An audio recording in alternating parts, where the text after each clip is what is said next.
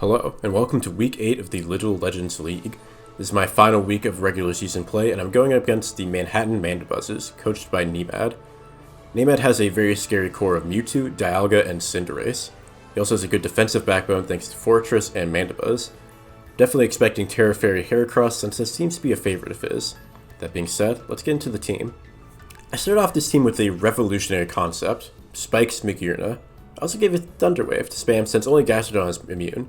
Between neimad's main offensive threats, I figured something in threatening Magearna was fire coverage, so I gave it an Aqua Berry to cover that. The combination of Floor Cannon and Focus Blast does big damage to everything. Mag is basically just here to set spikes, be annoying, but is very far from being passive since getting a big hit against anyone. Next up is another amazing new idea, Fiscal Wall Giratina. Nothing on my team can straight up wall Terra Fairy Heracross, so my plan with Giratina is to hit with Thunder Wave and then beat it down with Hex.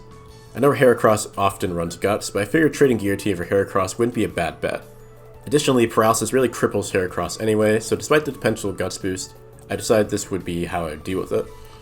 I also ran Earth Power to Dialga, Volcanion, and Cinderace.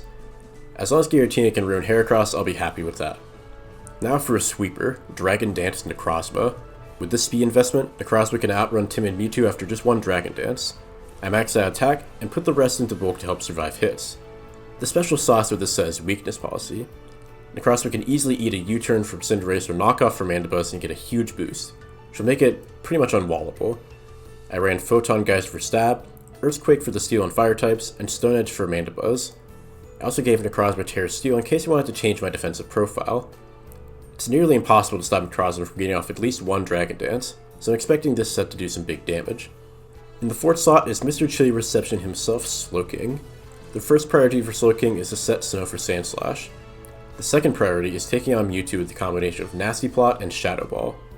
I'm running Casted Berry to eat a Shadow Ball from Mewtwo as I set up, and with +2 its max special attack, I can OHKO Mewtwo into my own Shadow Ball. Bro, what are you talking about, man? I also have Ice Beam to hit Mandibuzz, and besides outspeeding it, this is my main Mewtwo answer and sets up my next sweeper. Sweeper number 2 is Sandslash with snow support from Slowking. With this speed, Sandslash can outspeed Scarf Heracross in the snow, which is the highest speed benchmark they can hit. After that, the idea is simple. Sword stands up and punch holes in neimad's team. I have the tried and true combo of Triple Axle and Terra Ground Earthquake to hit everything hard, as well as Knock Off to hit Mewtwo in particular. This is the more likely of my two Terra captains to use Terra, since Terra Ground Earthquake is just so powerful along Ice Stab. Hopefully I can pick up 1 or 2 kills with Sandslash. Finally, rounding out the team is Mienshao with Choice Scarf to provide some more immediate speed control. This amount of speed outspeeds Adamant, Choice Scarf, Cinderace, which is the best it can hit. Reckless high jump kicks are a big move to threaten with, so with the immediate speed and power is nice. I also ran Knockoff for Mewtwo, U-turn for pivoting, and Poison Jab for Terra Fairy Heracross. Nothing fancy, just speed control. So that wraps up my team for week 8. Let's see how the battle went. Alright, so getting into the battle, let's take off. First leading with Magearna to get those spikes down, and he has a good anti-lead in the Cinderace. But I figured that's just gonna pivot out its U-turn, that's easy momentum, so I just go for a Thunder Wave, especially since I can take on the Pyro Ball anyway. I get a Focus Blast, which misses, and then they get paralyzed.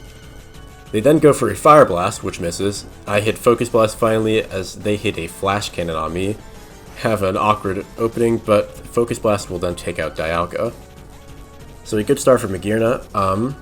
Out comes the Heracross with Terra Fairy Earthquake.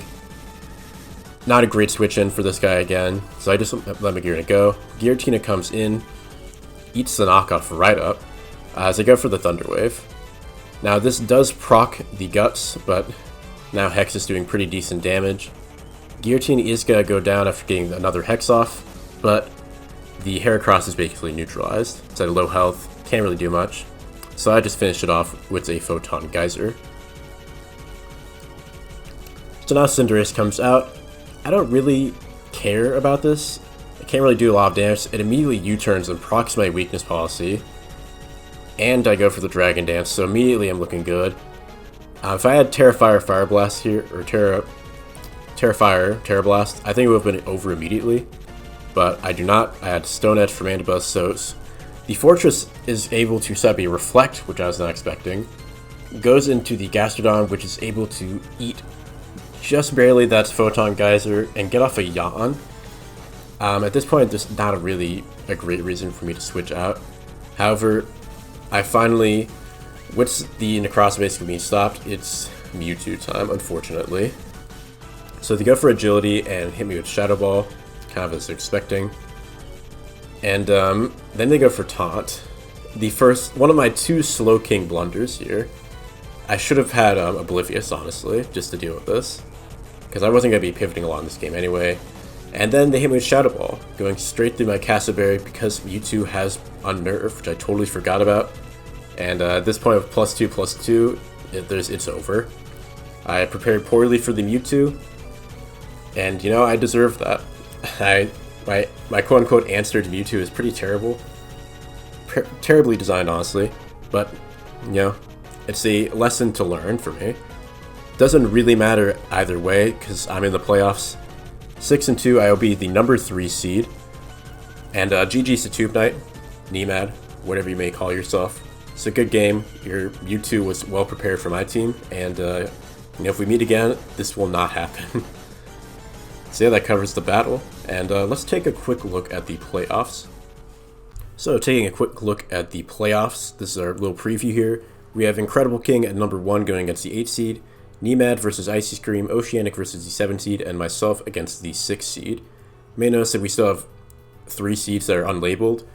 This is because we're waiting on the results of one match, and that one match will determine who exactly goes into slots. We do know that between these 3 slots, it's going to be some combination of Toast, Ruben, and Steel.